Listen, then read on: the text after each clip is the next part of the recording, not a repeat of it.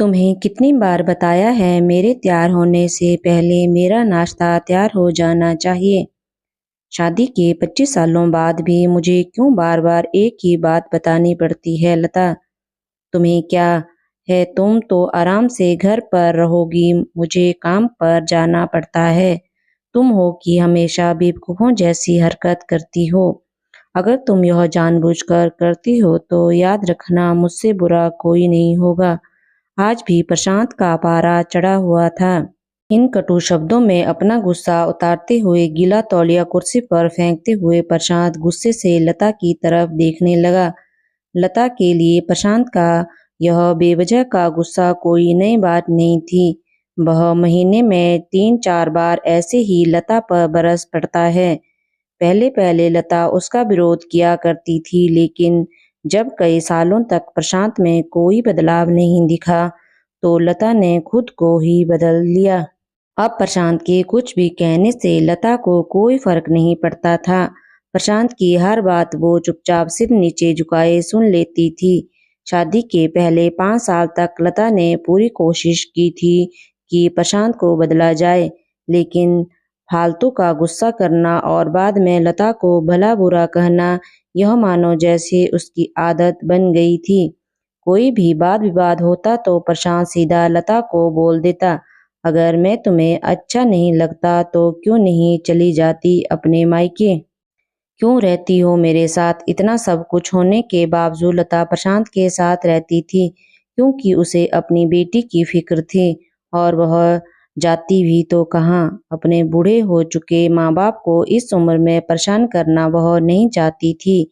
समाज और लोग क्या कहेंगे, यह भी तो उसे देखना था। वह इतनी पढ़ी लिखी भी तो नहीं थी कि खुद जाकर कोई नौकरी कर सके और अपनी बेटी का पालन पोषण कर सके। लता को अब अपनी फिक्र नहीं थी, उसको फिक्र थी तो बस अपनी शादी लायक हो रही बेटी की। लता नहीं चाहती थी कि पति पत्नी के झगड़े की वजह से काव्या डिस्टर्ब हो।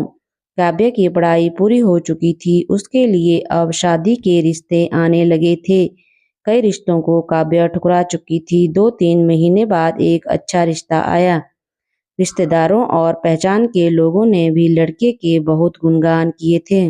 प्रशांत एक शाम अपनी बेटी के पास बैठकर उसे बताने लगा, काव्या बहुत अच्छा लड़का है, पढ़ा लिखा है, बड़ा घर है, बहुत अच्छी नौकरी है। ऐसे रिश्ते बार बार नहीं आते बेटा, इस बार मना मत करना। काव्या अपने पिता से ज्यादा बात नहीं करती थी, शायद डरती थी या शायद नफरत करती थी, लेकिन आज वो अपनी पूरी हिम्मत इकट्ठा कर बोली, मुझे अभी शादी नहीं करना है पापा, मैं नौकरी करना चाहती हूँ, खुद अपने पैरों पर खड़ी होना चाहती हूँ। हाँ तो उसमें क्या बड़ी बात है, मैंने लड़के से बात की है, वह तुम्हें किसी बात के लिए नहीं रोकेगा। तुम शादी के बाद भी नौकरी कर सकती हो, वह तुम्हें नौकरी के लिए परमिशन दे देगा। प्रशांत बोला, मेरी नौकरी करना या ना करना उसकी परमिशन पर क्यों डिपेंड रहेगा पापा? काव्या ने पूछा। मैं कह रहा हूँ ना, तुम्हें किसी भी चीज की कमी नहीं होगी वहाँ। ऐसे रिश्ते बार बार नहीं आते, इसे ठुकरा मत, बहुत खुश रहोगी तुम वहाँ। प्रशांत बोला। पापा, क्या मैं उतनी ही खुश रहूंगी जितनी मम्मी इस घर में खुश है? काव्या ने तंज कसते हुए कहा। आज तुम्हारी जबान कुछ ज्यादा नहीं चल रही? प्रशांत गुस्से से आंखें बड़ी करते हुए बोला। पापा, मुझे शादी ही नहीं करनी है, क्योंकि शादी के बाद अगर वह लड़का आप जैसा निकला तो मैं क्या करूंगी? मुझे आपके जैसा जीवन साथी नहीं चाहिए जो बिना बात के मुझ पर हमेशा चिल्लाए। मुझे कुछ भी अपनी पसंद का लेना हो तो 10 बार सोचना पड़े, कहीं वह नाराज ना हो जाए।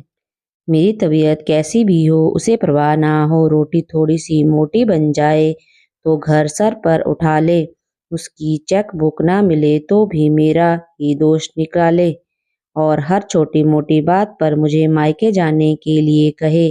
काव्या ने अपना दिल खाली करते हुए पापा से सब कह दिया। प्रशांत का गुस्सा 7वें आसमान पर था, लेकिन उसके मुंह से एक भी शब्द नहीं फूट रहा था।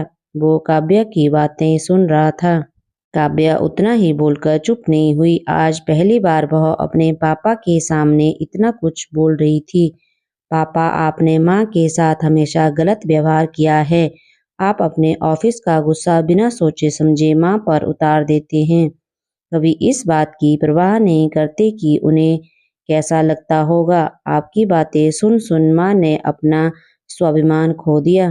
प्रशांत आज पहली बार अपने किए बर्तावों को महसूस कर पा रहा था। वो इतना ही बोल पाया, जो तुम्हारा मन है वो करो, मैं तो इतना बुरा हूं ना। काव्या ने प्रशांत का हाथ पकड़ा और बोली, पापा, मुझे सिर्फ एक सवाल का जवाब दे दो। क्या आप चाहोगे कि मेरा पति आपके जैसा हो? अगर आपका जवाब हाँ है तो कर दीजिए मेरा रिश्ता आज ही, और ना है तो मुझे आत्मनिर्भर बनने दीजिए। प्रशांत कुछ भी ना बोल पाया और वहां से चुपचाप बाहर चला गया। आज उसे लता के सामने जाने में शर्म आ रही थी। चलते चलते उसकी आंखों से आंसू बह रहे थे। प्रशांत ने आज से अपने आप को बदलने का निश्चय किया। अगले दिन से लता ने अपने पति में काफी बदलाव देखा। वह सोचने लगी कि जो हिम्मत काव्या ने दिखाई है, वह हिम्मत अगर मैं पहले ही दिखा देती तो शायद आज परिस्थिति कुछ और होती। अब काव्या पढ़ लिख कर अच्छी नौकरी करने लगी थी और 3 साल बाद उसके लिए एक अच्छा रिश्ता आया। और उसकी विदाई पर प्रशांत बोला, बेटा तू हमेशा खुश रहेगी, क्योंकि तेरे पति तेरे बाप जैसा नहीं है। प्रशांत की यह बात सुनकर लता और काव्या की आंखों से आंसू बहने लगे। दोस्तों, हमारे समाज में औरतों को भले ही देवी का दर्जा दिया जाता है, लेकिन वह स्वतंत्रता नहीं दी जाती जो उन्हें देनी चाहिए। उन्हें बचपन से ही बताया जाता है कि वह पराया धन है। स्कूल से आने में देर हो जाए तो पिटाई मिलती है। मोबाइल पर बातें करते हुए दिख जाए या खिड़की से झांकते हुए दिख जाए तो शक किया जाता है। माँ बाप का घर तुम्हारा नहीं है, पति का घर ही तुम्हारा घर है। जीवन भर यह बातें बता बता कर उन्हें ससुराल भेज दिया जाता है, और एक दिन किसी छोटे मोटे झगड़े में ससुराल वालों से उन्हें सुनना पड़ता है कि इस घर को छोड़ दो और मायके चली जाओ। अब आप ही बताओ, ऐसी स्त्रियों का सच्चा घर कौन सा है? आखिरकार वह किस घर को अपना कहे?